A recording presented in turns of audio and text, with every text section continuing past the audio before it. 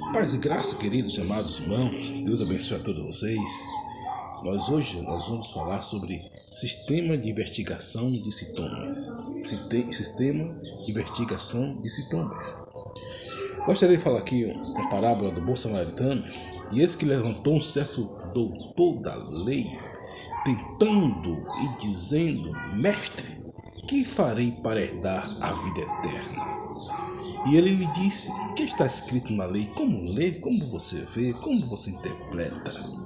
E respondendo ele, disse: amarás o Senhor teu Deus de todo o teu coração, e de toda a tua alma, e de todas as tuas forças, e de todo o teu entendimento, e ao teu próximo como a ti mesmo. E disse-lhe Jesus: respondeste bem, faze isso e viverás. Ele, porém, querendo justificar-se a si mesmo, disse a Jesus: e quem é meu próximo? Jesus respondeu e disse: descia um homem de Jerusalém para Jericó, e caiu nas mãos dos salteadores, os quais o despojaram e, espancando-o, se retiraram, deixando meio morto. E ocasionalmente descia pelo mesmo caminho certo sacerdote, e vendo, passou de largo. E de igual modo também o levita, chegando àquele lugar e vendo, passou de largo. Sacerdote e levita, perceba que são oriundos da eclésia. Mas um samaritano que ia de viagem chegou ao pé dele e, vendo, moveu-se de íntima compaixão. E aproximou-se, atou-lhe as feridas, deitando-lhe azeite e vinho, e pondo-lhe sobre a sua cavalgadura, levou para uma estalagem e cuidou dele. E partindo outro dia, tirou 2 dinheiros, deu o hospedeiro e disse-lhe: cuida dele, e tudo que demais gastares eu pagarei quando voltar. Qual, pois, destes 3 te parece que foi o próximo daqueles que caiu nas mãos dos salteadores? E ele disse: o que usou de misericórdia para com ele. Disse Jesus: pois vai e faze a mesma coisa.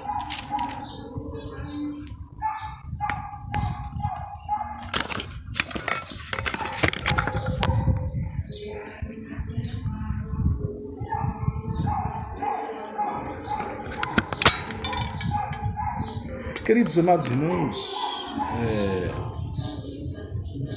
nós queremos colocar essa palavra para vocês sobre o sistema de investigação de sintoma. Aquele homem, Jesus contra a palavra de um homem que o interrogou, um homem que queria saber, o que era necessário para herdar a vida eterna. E Jesus proferiu um discurso bastante contundente, Jesus perguntou a ele, Jesus devolveu a pergunta para ele, como é que você lê, como é que você interpreta a lei? E ele respondeu muito bem. Jesus falou: rapaz, você conhece Bíblia, porque a verdade não significa apenas conhecer, a verdade significa praticar, a prática, a praxia, ortopraxia da palavra.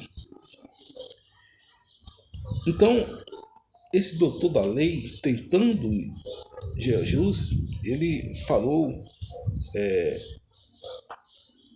os mandamentos corretíssimos: amarás ao Senhor teu Deus em todo o teu coração, em toda a tua alma, e o próximo como a ti mesmo. Jesus falou: respondeste bem. E ele não ficou satisfeito. E Jesus propôs uma parábola, um samaritano, que era samaritano era alguém que era visto de forma pérfida e sórdida pelos judeus. E Jesus fala que aquele samaritano, havia o levita e o sacerdote que viu um homem e deixou de largo. E o samaritano, que as pessoas julgavam que era imundo, que era isso, que aquilo, viu o mesmo homem e tratou com desvelo, com graça, com amor. pagando as dívidas, levando para um abrigo, colocando azeite e vinho. Depois eu vou dizer o que significa azeite e vinho no contexto judaico.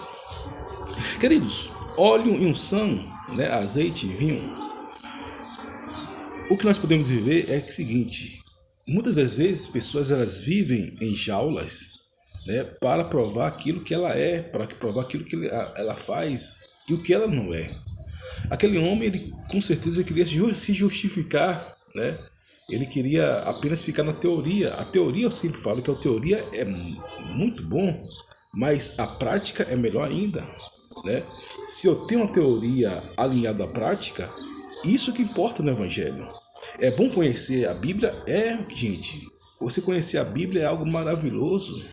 Você conhecer a Bíblia é algo fantástico, né? Eu acho que é você conhecer a história, a eclesia, né? O contexto histórico da Bíblia, o acadêmico, o bíblico, o teológico, o escatológico, o espiritual. Isso é fantástico. Agora perceba, aquele homem, ele estava querendo compensar algo da vida dele.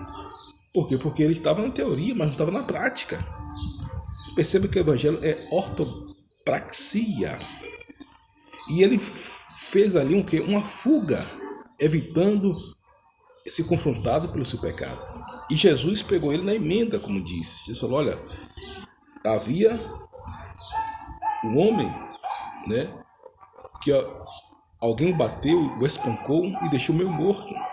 Passou um sacerdote, o sacerdote largou de mão, fingiu que não viu. Passou um levita, largou de mão, fingiu que não viu. Mas um samaritano, que para vocês é imundo, viu e usou de íntima compaixão. Pegou aquele homem, atou as feridas, colocou azeite e vinho. Azeite, no contexto judaico, significa o óleo do Espírito, o Espírito Santo. Significa o cuidado, o zelo, a transformação do Espírito Santo.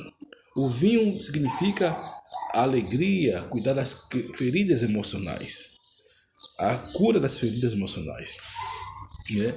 Muitas pessoas elas atuam na vida porque elas não tratam as feridas emocionais, né? O óleo é o Espírito Santo. Você tem um óleo e você tem um vinho. O vinho e o óleo representa o poder do Espírito Santo e a cura das feridas emocionais, né? Muitas pessoas elas são fracassadas, muitas pessoas elas têm iras incontidas, né? Emoções flutuantes, por causa de perdas emocionais, frustrações. Mas Jesus ele é a cura para todo esse arquétipo, esse protótipo, porque a Bíblia fala que o diabo veio roubar, matar e destruir. Jesus veio dar vida e vida com abundância. O diabo ele veio roubar, matar e destruir. Mas Jesus, ele veio dar vida e vida com abundância. Nós sabemos que existe 3 tipos de pecado: o pecado oculto, o pecado individual e o pecado coletivo. O pecado oculto é o pecado no qual as pessoas fazem e não se dão conta que estão pecando contra Deus. O individual, aquilo que a pessoa faz, que é transgressão diante de Deus. O coletivo é como a cultura, né? Às vezes toda cultura tem um culto, né? Na verdade, algumas pessoas falam que toda cultura tem um culto e todo culto tem um Deus, né? E nossa cultura deve ser adorar a Deus como Senhor e Salvador.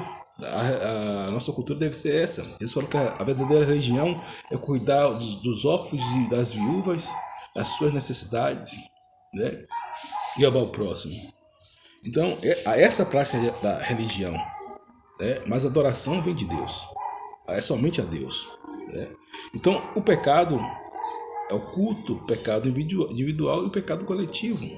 Agora, toda e qualquer forma de pecado, como já falei aqui, existe a tríade: a confissão, o arrependimento, a metanoia, né? Com adoração. Confissão, arrependimento e adoração, né? Confissão e arrependimento quer dizer metanoia. É a palavra grega, a palavra grega metanoia quer dizer arrependimento. Então, aquele homem, queridos, ele estava ali em pecados crônicos, né? Impotente contra a iniquidade. Por quê? Porque o que causa as feridas pessoais são pessoas que foram feridas principalmente por figuras de autoridade em algum aspecto, e essa pessoa ela exala ali e não foi curada daquilo que o feriu. Mas há um remédio para tudo, queridos. A palavra de Deus é o óleo e a unção que cura todas as feridas do homem. Cura todas as mazelas, misérias do homem. Porque a transgressão é diferente da iniquidade. Por exemplo, um cristão, ele comete transgressões. Por quê? Porque ele já sabe o que é certo e o que é errado. Transgressões é você transgredir a lei, é você infringir a lei, é você violentar a lei. Iniquidade é um pecado que vai de pai para filho, né? Adão e Eva, que não são nossos pais, né? E para toda a humanidade. Agora, por isso que se manifestou o Filho de Deus para desfazer a obra do diabo. Por quê? Porque muitas pessoas elas estão cativas, em gaiolas, em prisões. Quem trabalha em libertação sabe disso, né? Quem trabalha na área de libertação sabe disso. Pessoas que estão em gaiolas, em prisões, pessoas que estão acometidas, né, de uma prisão e precisam de uma libertação. Precisa de ter um libertador para que venha tirar aquela pessoa dali de onde ela está, né? Por isso você vai ver muitas pessoas que são viciadas, né, compulsivamente em tabaco, drogas, imoralidades, mentiras, etc. e tal, né? Por exemplo, como eu estava vendo alguém falando, por exemplo, drogas, uma droga, queridos, muda toda a característica de pessoas. Uma droga muda toda a característica de pessoas, né? Estava vendo esses dias alguém falando sobre algo que aconteceu, né, e chocou ali o Paraná. Uma cantora evangélica, né, muito conhecida lá no Paraná, e com o marido era usuário de drogas, né, e acabou cometendo um homicídio terrível que abalou toda a comunidade, principalmente os evangélicos.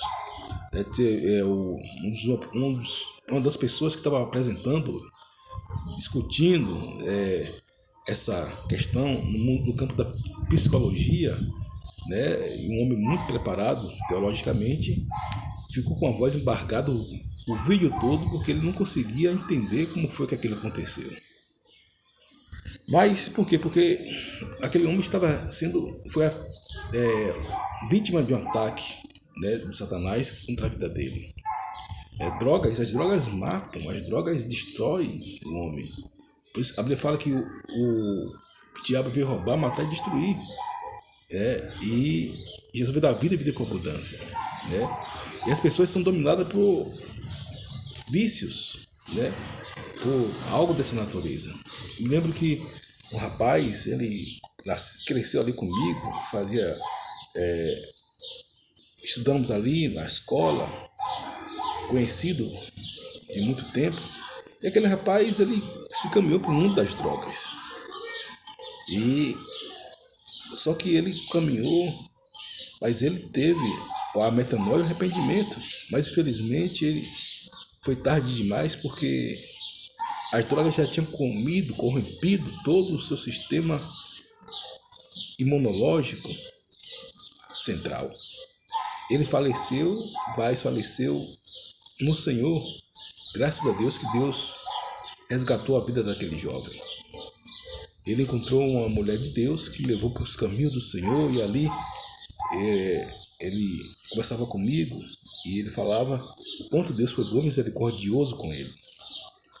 E ele, uma pessoa boa, né, só que foi deturpado, foi tomado, roubado por essas substâncias terríveis, né? Mas glória a Deus que ele aceitou Jesus. Até então teve uma vida transformada pelo poder de Deus e, graças a Deus, adentrou nas mansões celestiais. Então, queridos, por quê? Porque o diabo vem roubar, matar e destruir, né? As drogas hoje, né, são um percentual muito grande da destruição humana, né? E as palestras têm que tem que intensificar para as pessoas ficarem longe das drogas, longe de drogas como cigarro, bebida, né, maconha, porque um abismo chama outro abismo, querido. Um abismo chama outro abismo, né?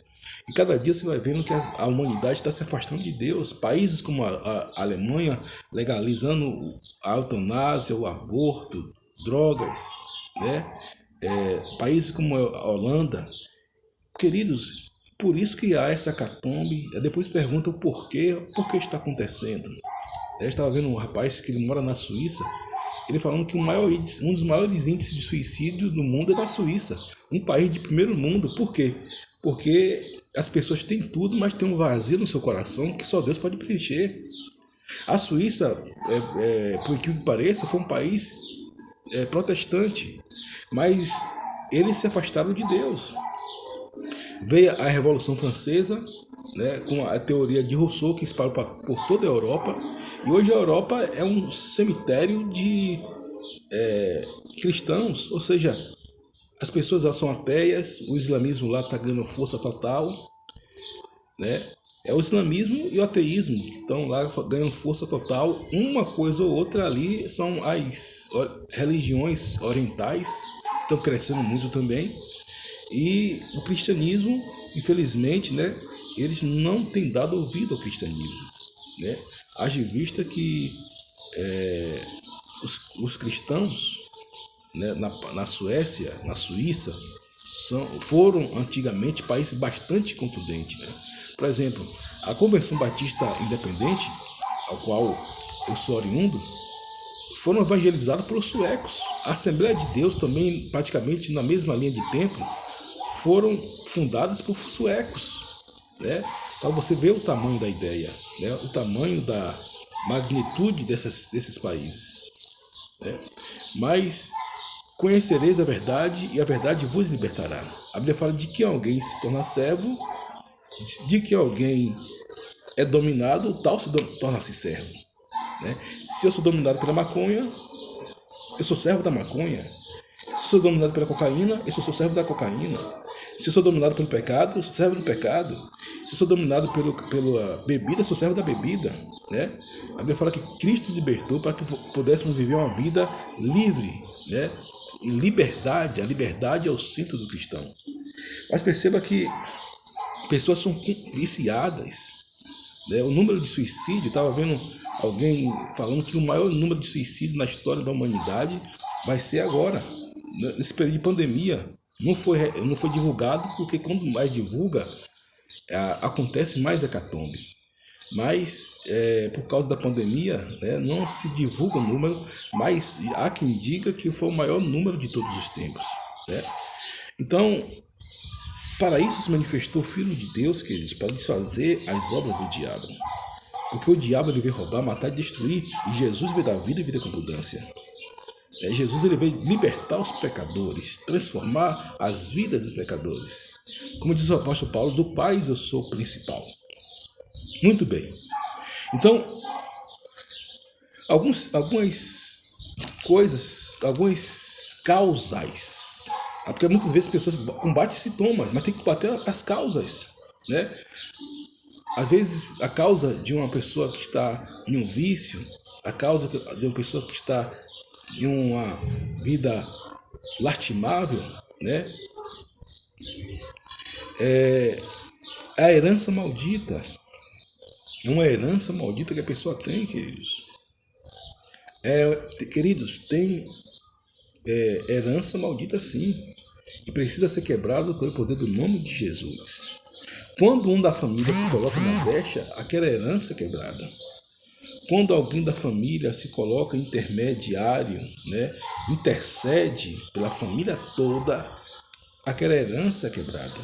Não basta ser apenas da família, pode ser da cidade, do país. Apenas Deus falou lá na sua palavra que apenas procura um homem que se coloque na brecha. E esse homem tem que ser eu e você. Essa mulher tem que ser você, né? Então, o homem é uma mulher de Deus, porque para Deus usar, Deus usa qualquer um, ou homem ou mulher, né? Aqui é democrático. Por que a maldição alcança as pessoas, queridos? Por quebra de aliança. Quebra de aliança da legalidade ao diabo operar na vida das pessoas. Porque o diabo, queridos, ele é um ser legal. O diabo ele trabalha na legalidade. Não pense que o diabo trabalha na ilegalidade, não. Que o diabo não é burro. O diabo não é burro.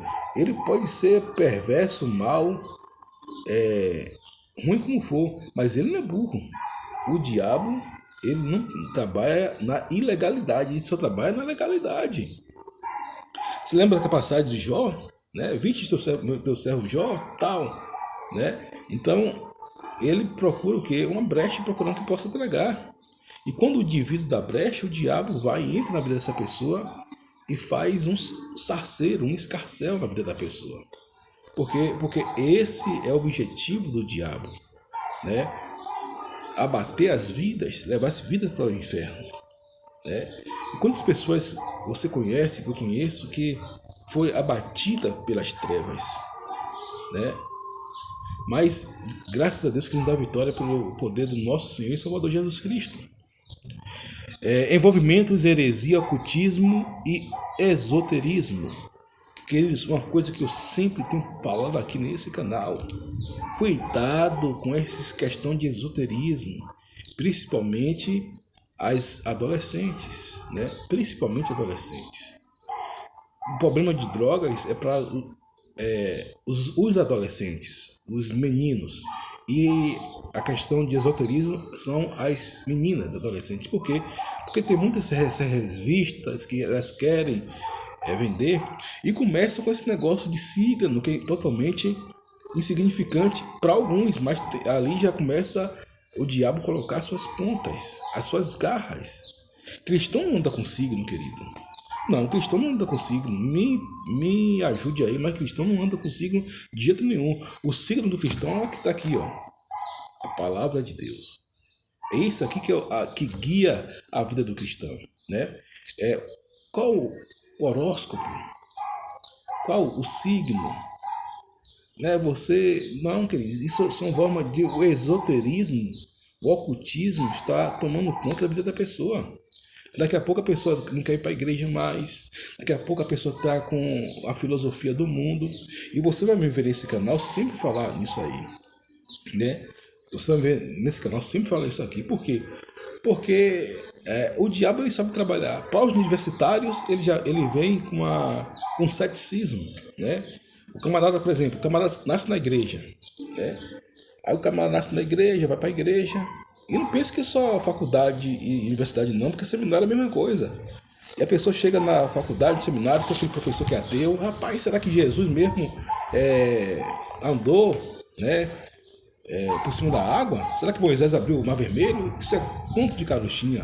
A teologia liberal, que é uma teologia diabólica, né? Porque se vai contra a palavra de Deus é diabólica. Para mim o princípio é esse. Mas foi o teólogo Calbart, foi o teólogo Rodolfo Bultmann, Paul Tillich. Eu não quero saber, queridos. Eu quero saber o que está de acordo com a palavra de Deus, né? Para mim o que vale é o que está escrito em relação a isso, a palavra de Deus.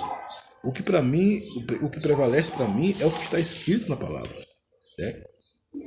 Então, cuidado com essa questão de envolvimento com heresias, ocultismo, esoterismo, principalmente hoje na internet. Cuidado. Houve relatos aí tal de jogos, né, de ocultismo, que não vou falar aqui, senão vai levar muito tempo, né, de videogames tal, porque o diabo que ele está fazendo recrutamento desses jovens de uma forma bastante sutil, astuta e sagaz. Porque você vai ver muitos jovens lá nos Estados Unidos, né? Eles se levantam, você vai ver de uma hora para outra jovens cometendo absurdos, né? Matando pessoas, milhares de pessoas nos Estados Unidos. E sempre isso, por quê? Porque é o ocultismo, o satanismo, né? E você tem que fechar todas essas portas para essas coisas, que isso vai de conta com a palavra de Deus, né? E abre portais para o inferno, né? Outra Outro sintoma é a pessoa ser desprotegida espiritualmente. Todos nós que temos que ter uma proteção espiritual. Todos nós temos que ter uma cobertura espiritual, né? Eu sou pastor, mas tenho cobertura espiritual de outras pessoas, né? E assim como eu cubro muitas pessoas, tem pessoas que oram por mim. Cobertura espiritual é uma pessoa que intercede por você, que ora por você. Que a Bíblia fala que Arão, enquanto Moisés estava no monte, né? Arão estendia as mãos de Moisés e Israel ganhava a batalha. Mas quando as mãos de Moisés abaixavam, né, o inimigo ganhava a batalha. Significa dizer que nós devemos ter pessoas que venham nos cobrir em oração, que venham orar por você, pessoas fixas, pessoas que venham orientar, né, a princípio pastores, né, a princípio pastores que venham dar orientação, que venham estar conversando, lhe aconselhando, né, porque um pastor, quer dizer, ele é um homem de Deus para fazer isso na sua vida.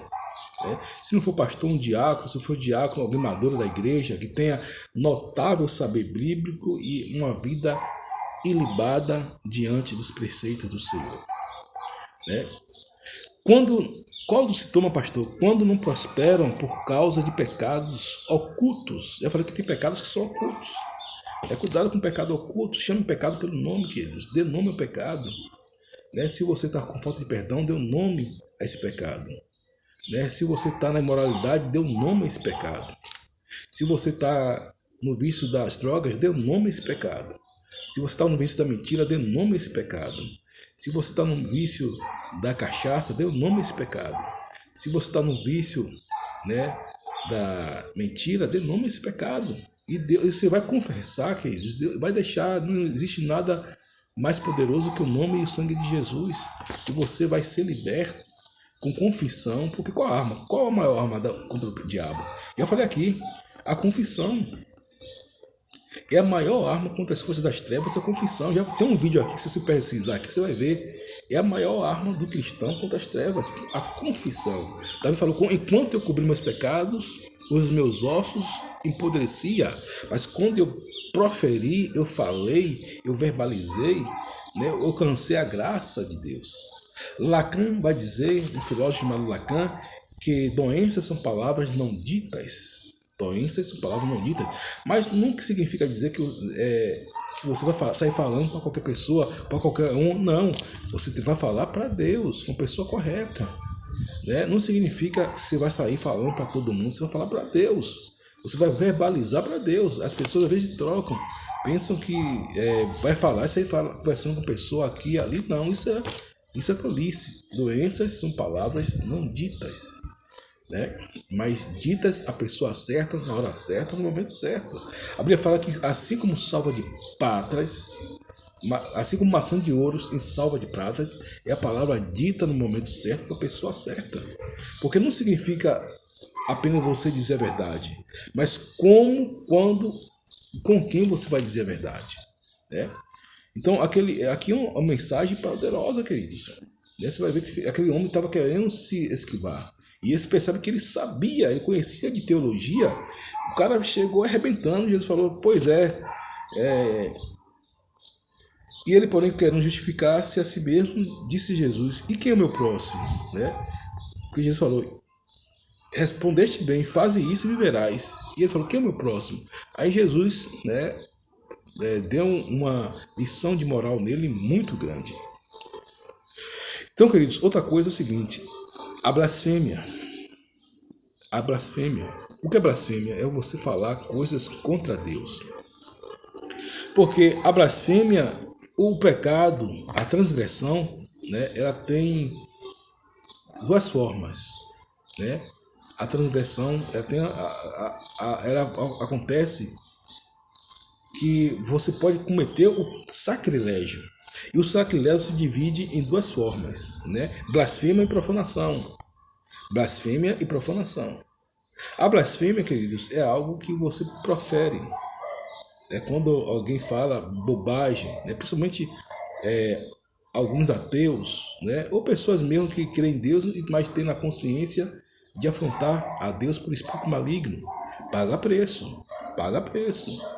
E profanação, que a profanação já envolve atos consagrados. Por exemplo, uma pessoa que pega uma Bíblia por escárnio, por desdém, por ignomínia, vitupério, pega a Bíblia, rasga a Bíblia, né? Traz em si uma condenação muito grande. Claro, nada que o sangue de Jesus não venha perdoar, queridos. Porque o apóstolo Paulo foi um dos maiores perseguidores do evangelho de todos os tempos. E foi considerado o maior cristão de todos os tempos. Né? Da era de Jesus até cá, claro, tirando Jesus, né? Foi o maior intelectual cristão, foi o maior cristão de todos os tempos, porque ele mesmo fala que aonde abundou pecados, para abundou a graça. Né? Aonde abundou pecados, para abundou a graça. Nenhum discípulo perseguiu o evangelho, nenhum. Mas Paulo perseguiu o evangelho. Né? Então, tem isso que é muito contundente. E nós temos o que? Vivendo esses últimos dias, nessa grégua que estamos passando, que é a medida do pecado, o juízo de Deus. Na questão global, a medida do pecado encheu tanto, queridos, como diz que a medida dos amorreus, você vai ver lá, e também em Mateus 24, né? E vê o juízo de Deus. O juízo de Deus é para quê? Para que tenha metanoia, confissão, arrependimento, né? E adoração, para que venha trazer a glória de Deus novamente. E preparação para a volta de Cristo, a noiva do Cordeiro. Nós somos a noiva do Cordeiro, porque Jesus Cristo, queridos, vai voltar, né? Jesus vai voltar, né? E aí você sempre vai me ver aquelas palavras nos ressignificação, na reconfiguração, na transfundação, na convergência, né? Então é isso que acontece. Esse estudo aqui, queridos, você sabe, é um estudo espiritual. Tem um estudo que é a minha área mesmo, que é das emoções, que todo ano eu faço um estudo sobre as curas das emoções e sempre estou dando uma pincelada. Mas espiritualmente também é bom falar, porque uma coisa tem lugar da outra. A questão emocional é uma questão muito de sentimento, a espiritual já é questão de cativeiros. É questão de opressão, né? A questão espiritual é de fora para dentro. A das emoções é de dentro para fora, né? E sempre estou falando aqui nesses dois conceitos. Então, o apóstolo Paulo, ele foi o maior perseguidor da igreja, e se tornou um dos maiores, o maior cristão de todos os tempos, né? Pecado lançado pelos próprios pais. Às vezes tem pais que amaldiçoam o filho, queridos, e o filho recebe aquilo. O filho não tem poder para quebrar aquelas maldições, né? Nunca fala que seu filho é um burro, é um imbecil, é um alienado, nada disso. Profira que sempre que seu filho é uma bênção. Ah, mas ele apronta, ele faz isso e aquilo, apronta, pastor. Mas você tem que usar, veja bem, o poder da palavra está na sua boca. Esse Picasso, a mãe de Picasso falou o seguinte: meu filho, se um dia, se você for um padre, você tem que ser o Papa. Se você for um político, você tem que ser o presidente da Itália. E se você for um pintor, você tem que ser Picasso. Ou seja, a mãe que governa o mundo é aquela que balança o berço.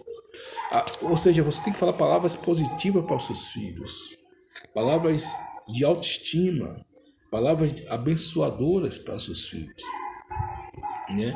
Porque esse é o dever do pai, né? Porque o pai vem antes, o filho vem depois.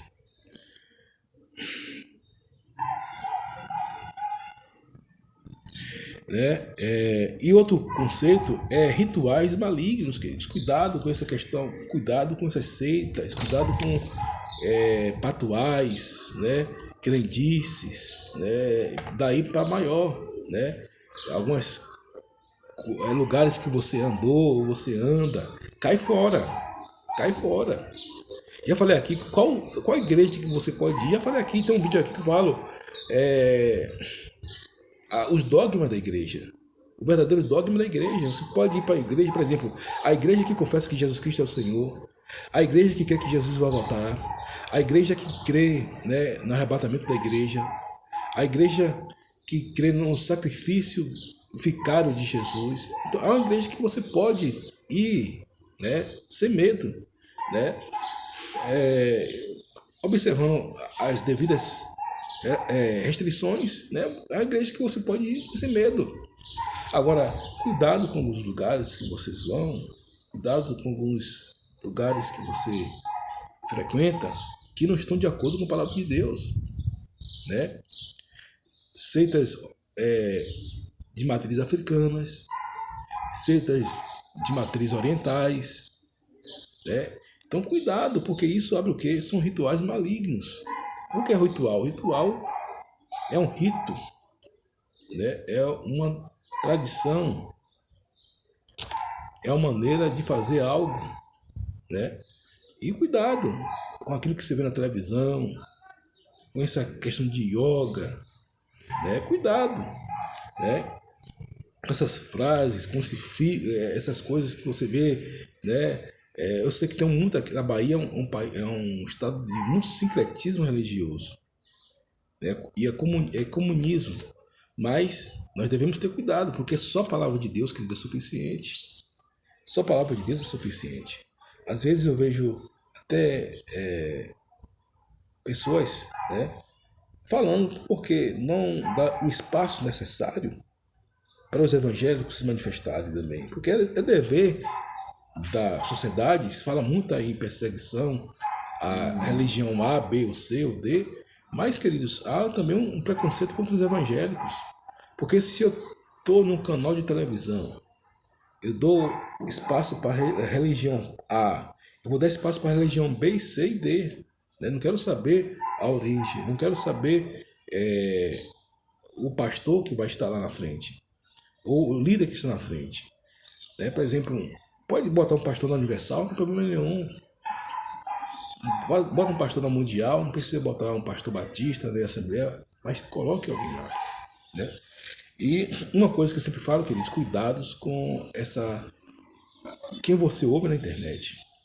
Mesmo sendo crentes, porque tem pessoas que não são preparadas na internet para falar do evangelho, queridos. Você vai ver muito litígio aí, muitos canais querendo views, muitos canais querendo admiração, e você vai ver uma catombe moral e ética muito grande. Né? Pessoas que se converteu hoje já estão pregando amanhã, pessoas sem nenhuma base teológica, né? Pessoas sem nenhum preparo espiritual, neófitos, né? Tecmon estão indo para as redes, né? E pasmem vocês que têm seguidores, porque fala aquilo que o povo quer ouvir, não que o povo necessita ouvir, enrola muito mais do que fala e tem seguidores, né? Mas o importante é a palavra de Deus. O importante é a palavra de Deus, né? Então, seria bom que, na minha concepção, eu sou contra tudo e qualquer censura, mas deveria ter um órgão evangélico para poder ver essas pessoas, para pelo menos direcionar, dar direção, dar um estudo, uma preparação para as pessoas virem falar na internet. Não estou dizendo que eu falo com palavra bonita, cheia de arquétipos vernáculos, nada disso não, mas falar o que é sucinto, o que é necessário. Aí você vai ver fulano, né, hoje em dia, assim, fulano está falando sobre pastor fulano, pastor ciclano, pastor beltrano, irmão fulano, irmão beltrano, irmão ciclano, e vira essa salada de fruta, né? Porque são pessoas que não têm preparação. Pregar o evangelho para todos, mas prega o evangelho único. E hoje em dia, eu estava vendo aí, por exemplo, algumas pessoas que não têm conhecimento do evangelho, que hoje tem aqueles haters e tem aqueles caras que são preparados mesmo. Agora, eles tocam um pau nesses caras que estão em guerra. Os despreparados com aqueles que são preparados, que não joga duro mesmo. E condena mesmo. E julga, e muitos deles julga, faz apenas o papel de jogar para a profecia. E está no que está dando. Mas nós devemos, queridos, voltar para Jesus, que é o autor e consumador da nossa fé. Olhando para Jesus, que é o autor e consumador da nossa fé, o qual suportou a ignomínia, a afronta e assentou à destra de Deus. Tem um versículo que eu gosto muito que tende em vós o mesmo sentimento que houve em Cristo Jesus, que, sendo em forma de Deus, não usurpou ser igual a Deus, mas aniquilou-se a si mesmo por um servo, e como servo morreu por morte de cruz, pelo qual Deus exaltou de toda maneira que deu o nome que está acima de todo nome, ao qual o nome de Jesus se dobre todo o joelho que estão no céu, na terra e embaixo da terra, e toda língua confessa que Jesus Cristo é o Senhor. Então esse é o dever de todos nós, adorar a Deus, bendizer o nome do Senhor, glorificar o nome do Senhor, né? Viver o verdadeiro evangelho, viver a verdadeira palavra de Deus, trazer o reino de Deus aqui para a terra, queridos, né? Viver na plenitude do evangelho, viver o que o evangelho colocou para nós. Esse é o dever do cristão. Esse é o dever. Não importa se você é calvinista, se você é arminiano, né? Se você é preterista ou você é futurista, se você crê que o Adão da cruz foi para o céu no mesmo dia, ou se você crê que ele vai vir depois, no juízo final, não importa. O importante é que você venha estar dando frutos, e frutos dignos de arrependimento. Amém, queridos? Então, que Deus abençoe vocês mais uma vez. Obrigado aí pelos apoio, né? Curta, comente, coloque seu like aí. Isso vai ajudar muito o canal. E esse canal aqui para honra e glória do nome do Senhor Jesus. É importante que Jesus cresça e nós possamos diminuir. E o nome do Senhor vai ser glorificado, né? Porque eu sei que sem Deus eu não sou nada, queridos. Eu sei que sem Deus eu não sou nada. Minha base é a palavra de Deus, né? Minha base é a Bíblia. E o nome do Senhor é glorificado. Então que essa palavra ela ache guarita no seu coração, que você seja abençoado com essa palavra, que Deus venha mostrar a você que você precisa fazer para você mudar para melhor, porque esse é o objetivo desse site, desse blog, abençoar pessoas, não colocar peso, não colocar amargura, não colocar mais peso daquilo que a pessoa tem. O evangelho é tirar o fardo, é arrefecer a vida das pessoas. Então, queridos, até mais, um forte abraço. Amanhã nós não teremos uma mensagem, porque nós estamos gravando justamente para que você venha ouvir, ou hoje ou amanhã mesmo, você fique à vontade, né? Para que o nome do Senhor venha ser glorificado. Ore por esse canal, nos abençoe, comente e fique à vontade. Né? Tem aí comentários. Deus abençoe todo o seu corpo, a sua alma e seu coração. Em nome de Jesus, amém e graças a Deus.